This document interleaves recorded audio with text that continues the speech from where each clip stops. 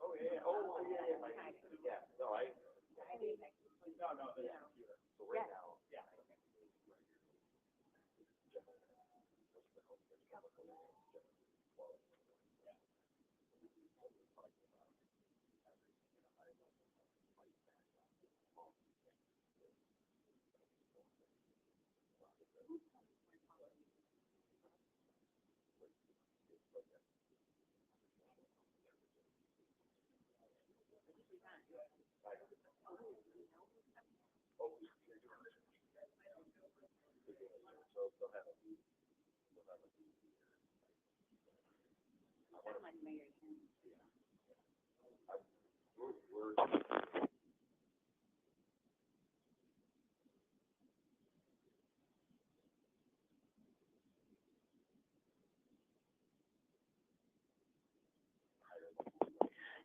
Good morning, remote attendees. We'll be starting the meeting in a few minutes. Thank you.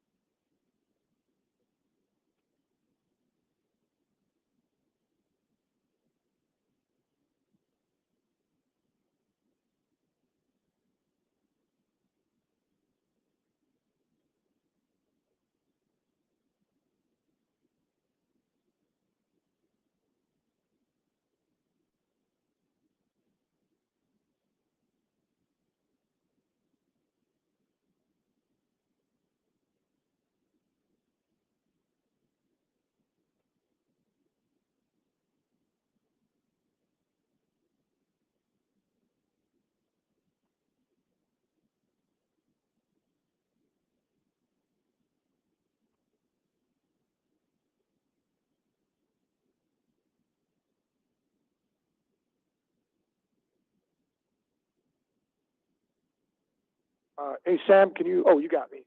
Okay. Good morning, and I am going to call the meeting of the HR committee for today, Thursday, March 6th, 11:30.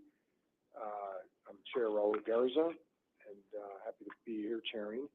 And so I'm going to ask the secretary to call roll. Madam Secretary. Director Green? Here.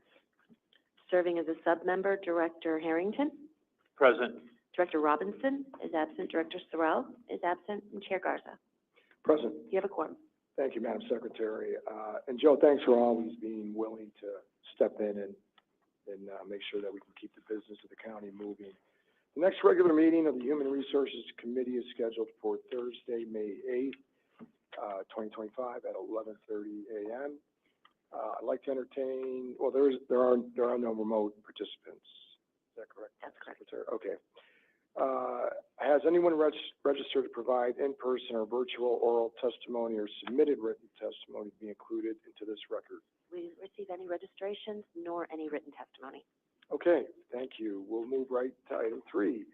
And pleased to introduce, been around for a few months, the Chief Human Resources Officer, Wayne Buren, for his report today. Good morning. Good morning, thank you. Good morning, again, to some of you. So, I'll jump right to it. We are currently at a 26% vacancy rate for the organization. There are 1,553 total vacancies. Of those, 116 are grant and ARPA, 26 are special purpose, per diem or post-grad, and the remaining 1,411 are general vacancies. The labor conversion initiative added 224 positions, which caused the vacancy rate to increase. Of the 1,411 general vacancies, 1,330, or approximately 94%, are in the recruitment process. Of the 1,330, 800 positions are in post-validation phase, so that's about 60%. 13% are interviewing, 19% have decisions to hire in HR, and about 28% have offers accepted.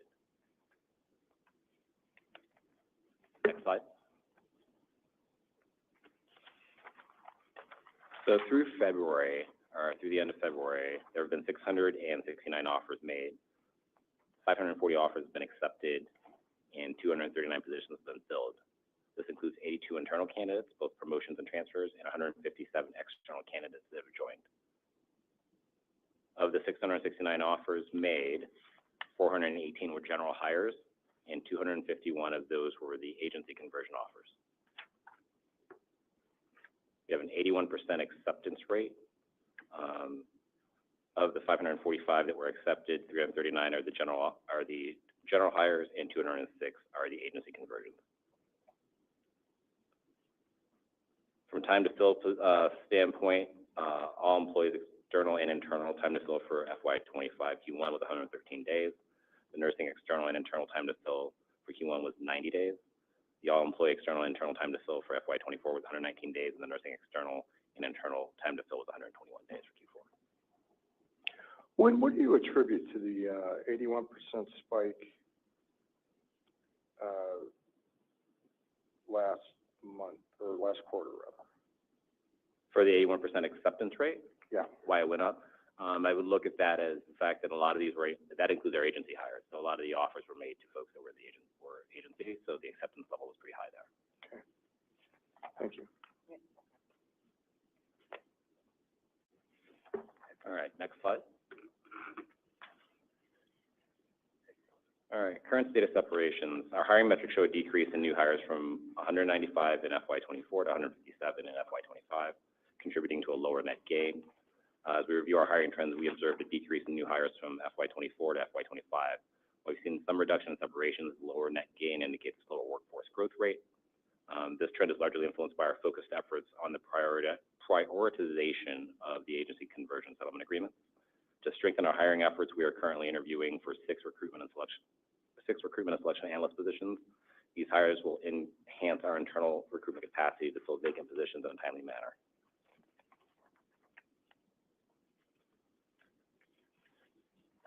Any questions there? Nope. All right. Next slide, please. The current state of nursing. Here's a snapshot of our nursing recruitment efforts. Year to date, our recruitment team has successfully filled 89 nursing positions, broken down by 3 non-RNs, 25 nurse leaders, and 61 direct care RNs. Of the 61 direct care, 24 are internal and 37 are external.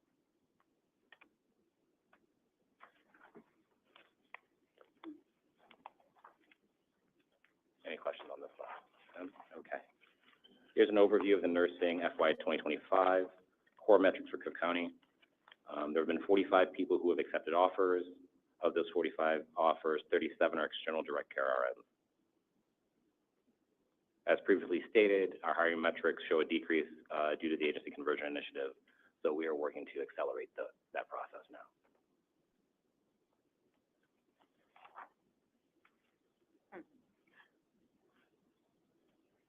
Okay. And now we're going to go into our current state of agency usage. So a total of 251 offers were made and 206 were accepted. Over 30% of the agency staff working in roles covered by the settlement agreements have agreed to convert. We remain focused on filling vacant positions by converting additional agency workers to full-time employees and addressing remaining vacancies. We're continuing to direct our outreach to agency personnel, and we'll continue to hold agency worker conversion and hiring events in the future as needed.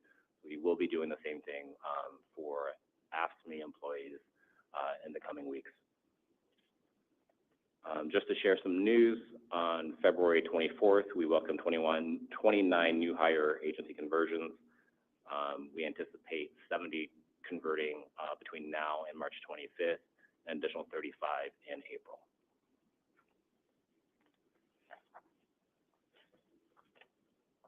Any questions? Okay. And that concludes my informational report. Are there any questions?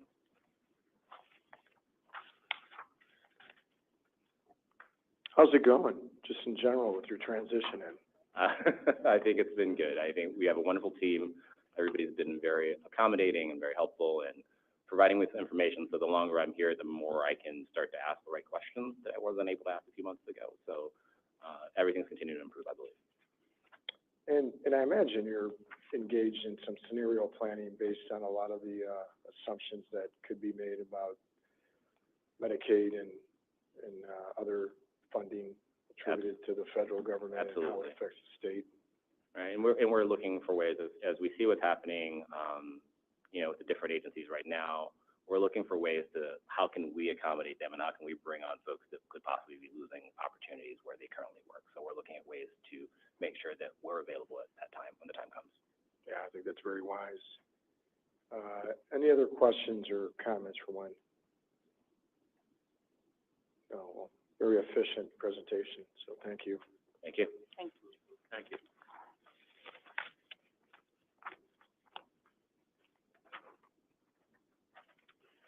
Okay, we'll move to item 4A. The next item is the minutes from the January 9th special committee meeting. Excuse me. These were presented, these were approved by the board of the January meeting, but are being presented for the committee's review and discussion if necessary. Are any corrections needed to be made to the minutes? None. Okay, I'd like to entertain a motion to accept item 4A, the January 9th committee meeting minutes. Second. The motion has been made and seconded. Is there any further discussion on the motion? Okay, hearing none, then all in favor? Aye. All opposed? The ayes have it. The motion carries. I do not believe we have any items for closed meeting discussion today, so if there are no other questions or items to discuss, we can move on the adjournment of the meeting. As the agenda is exhausted, I will declare the meeting adjourned, and thank you for your work and your time. Thank you.